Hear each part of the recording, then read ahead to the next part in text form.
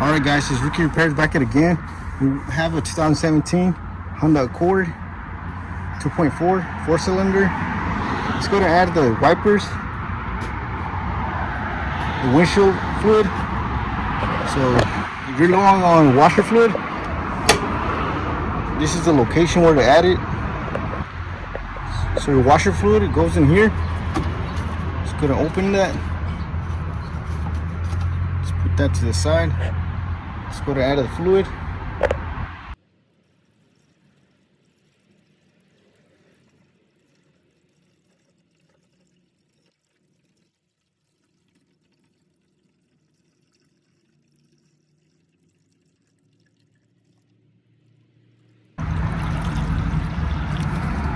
Alright, let's go. There you have it. We top it off.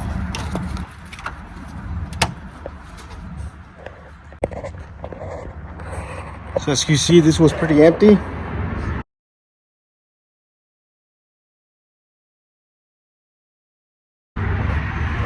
Simple as that. Just go ahead and add the fluid. Alright, so there you have it. If you found this video helpful, please don't forget to like, share, and subscribe if you haven't already.